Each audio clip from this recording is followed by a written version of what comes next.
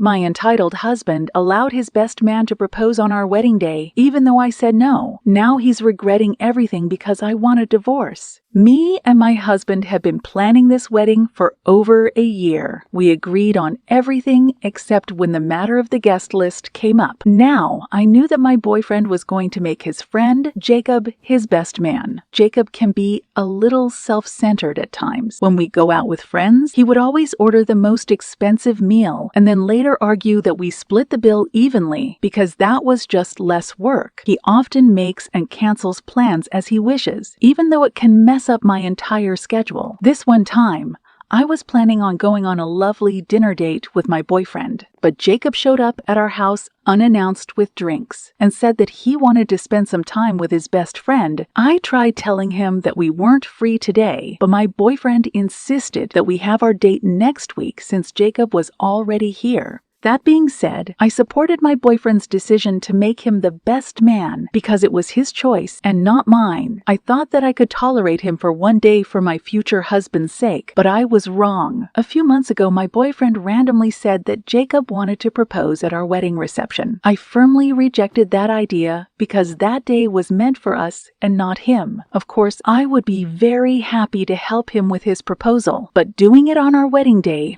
was just stealing the attention of the newly married couple. I had heard other stories of people doing this and absolutely despised the idea. My boyfriend agreed with me and told Jacob that he could propose at a later date, or so I thought. Leading up to the wedding, I was asked multiple times whether he could do his proposal during our reception. Jacob argued that it would be the only day where they would both be dressed formally for the pictures, and he wanted a good memory. Every single time I had to shut it down by saying that that day was special to us and I didn't want to have it ruined. I was surprised that they were so insistent, especially my boyfriend. I wanted my special day to be perfect and explained that to my boyfriend for the fourth time 1 month before the wedding. That was the last day we talked about this, and I thought they had finally given up on the idea. On the day of the wedding, I noticed my now husband and Jacob talking in secret a few times, but I ignored it thinking it was nothing. Everything, including the ceremony, went amazingly up until the reception. We were sitting, watching a slideshow of our beautiful memories and were about to do our couple's dance when Jacob suddenly snatched the mic and instructed everyone to be quiet. He had already performed his best man speech before this, so everyone was surprised. I hoped that he wasn't going to do what I thought he was, because I had already rejected the idea. I looked towards my husband, hoping he would stop his friend, but to my surprise, he had run off and came back holding something. He was holding flowers in a placard that had the words, "Will you marry me?" on it. As Jacob's girlfriend walked in the middle,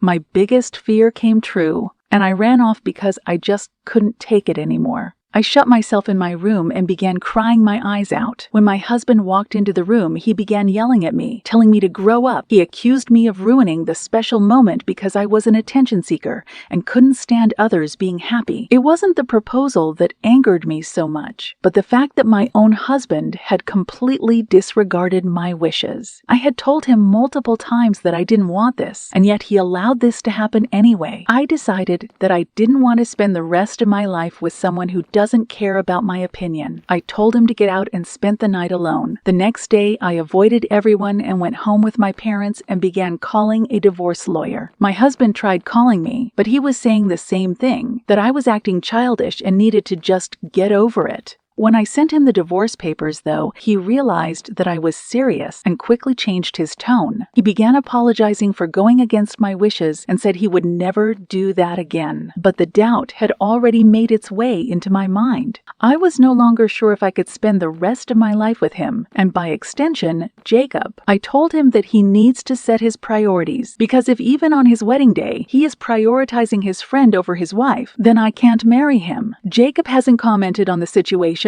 except of course calling me sensitive and childish, so I am staying firm on my decision to divorce my husband.